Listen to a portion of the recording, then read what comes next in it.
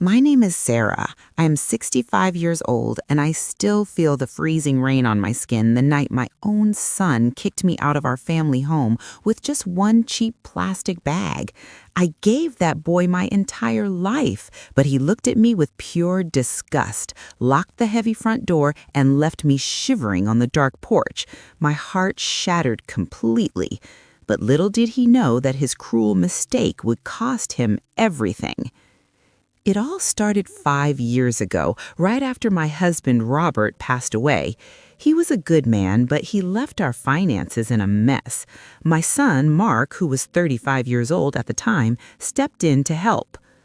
I thought Mark was protecting me. I signed papers without reading them, blinded by grief.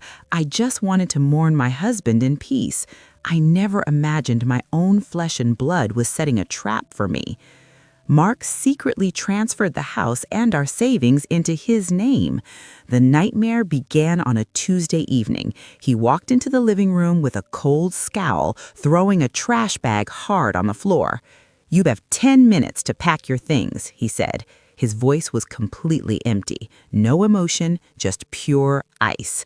I looked at him confused, thinking it was some kind of sick joke. I couldn't process it.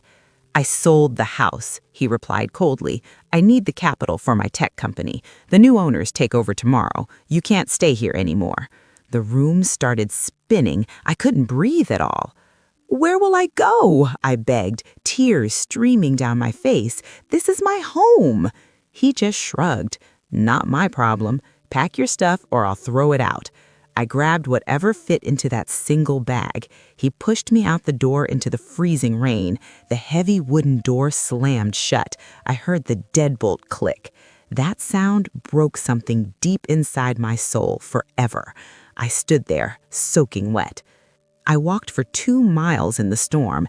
Every step felt like walking on broken glass. Finally, I reached a gas station and used the payphone to call my best friend, Linda. She was 65 years old, too. Linda drove over immediately. When she saw me sitting on the wet curb holding that pathetic bag, she burst into tears. She hugged me tight and put me in the warm passenger seat of her old truck. "Oh my God, Sarah, what happened?" Linda asked, wiping my wet hair. I told her everything between violent sobs. She hit the steering wheel in pure anger. "That monster," she whispered furiously. I slept on Linda's lumpy sofa for 3 months. Those were the darkest days of my life. I wanted to give up entirely, but every time I closed my eyes, I saw Mark's arrogant face. Anger fueled me. I knew I had to survive. I went out looking for work. Nobody wants to hire a 60-year-old widow. Finally, a local diner hired me to wash dishes. It was grueling. I stood on my feet 10 hours a day. My back screamed in pain, and my hands were constantly bleeding from the harsh soap. One night, while scrubbing a massive grease pan, I broke down. I slid down the wall and cried onto my dirty apron. Linda found me there. She handed me a cup of hot coffee. "You are stronger than this, Sarah," she said softly. "Don't let him win. You have a brain. Use it." Her words sparked something deep inside. While washing dishes, I noticed how chaotic the diner's inventory was. The owner was bleeding money on wasted food. I had done the accounting for my husband years ago. I knew numbers inside and out. I approached the diner owner, Tom, who was 50 years old. I showed him a plan to fix his supply chain.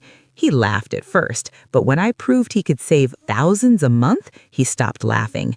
Tom let me handle his inventory. Within a month, his profits soared. Word spread to other local restaurants. Suddenly, I wasn't washing dishes anymore. I was consulting. I was building a real business. I worked like a maniac. I woke up at 4 in the morning every single day. I operated out of Linda's cramped living room using a cheap laptop she bought me. I poured my entire soul into my new work. Every dollar I made, I saved. I lived on instant noodles and tap water. My company, Phoenix Logistics, slowly began to grow. Year 2 was the hardest. I tried to get a bank loan to expand my services. A bank manager laughed in my face because of my age. I walked out of his office, wiped my tears, and worked twice as hard. I refused to quit.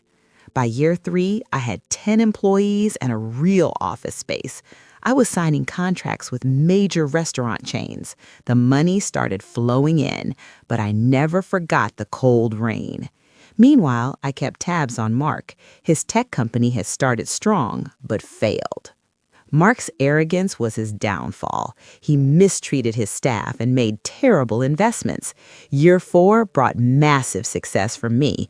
I bought my own house, a beautiful place with a heavy wooden door. Linda moved in with me. We drank champagne and cried tears of pure joy.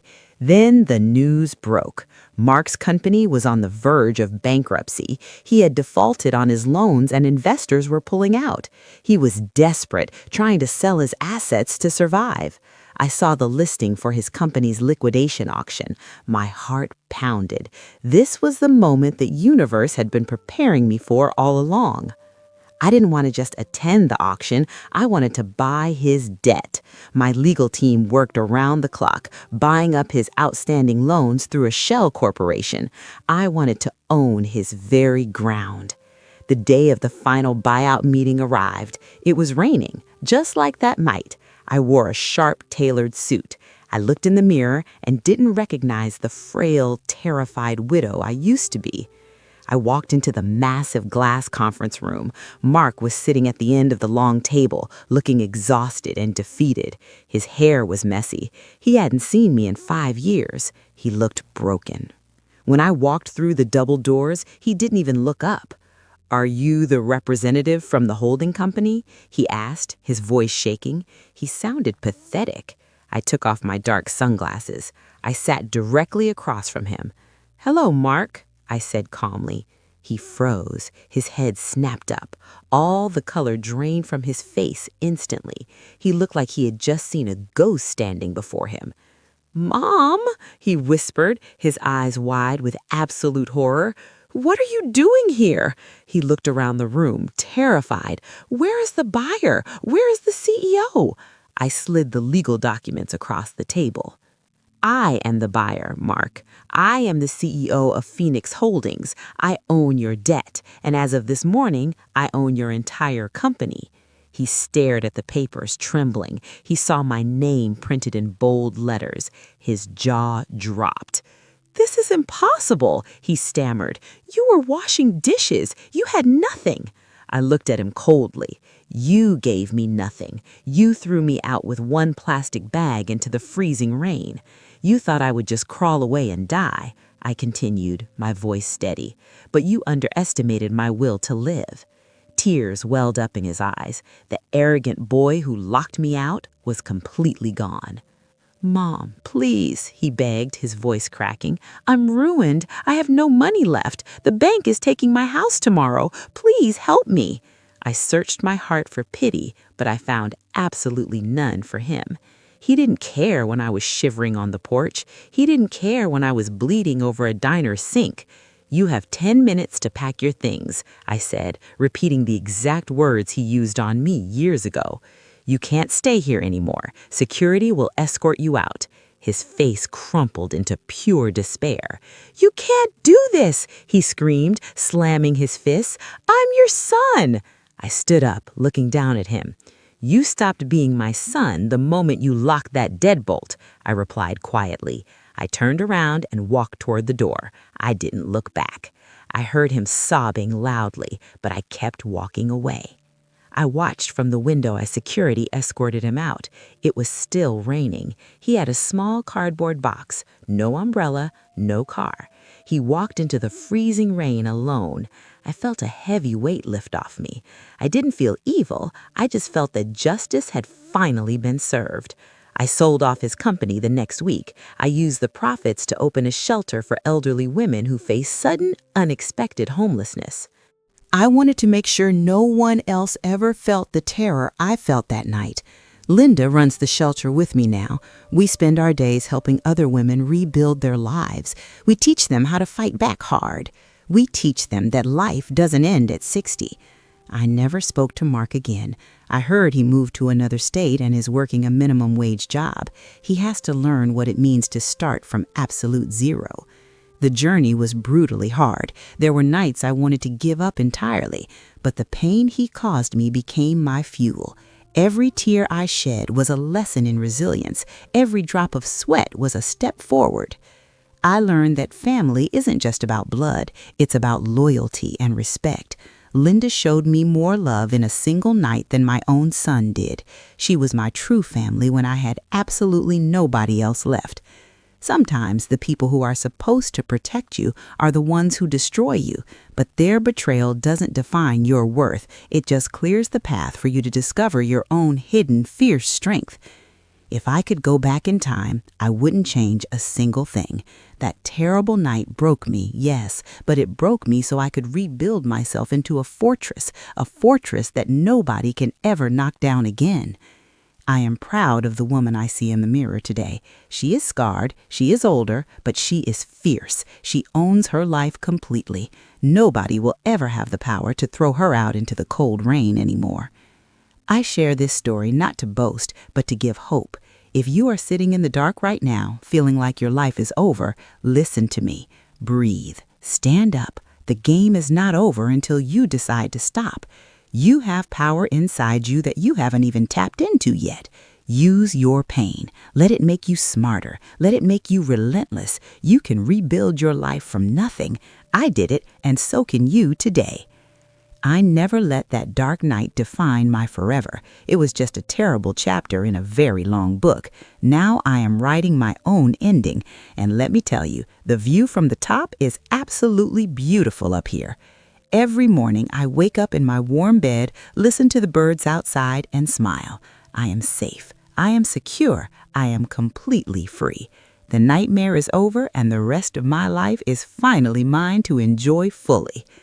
I learned that true power isn't about crushing your enemies. It's about rising so high that their actions can no longer touch you. The best revenge is huge success. It speaks for itself entirely without words. I survived the storm, and I became the fire. I took the broken pieces of my heart and built an empire with them. I found courage I never knew I possessed. I learned to trust myself above anyone else around me.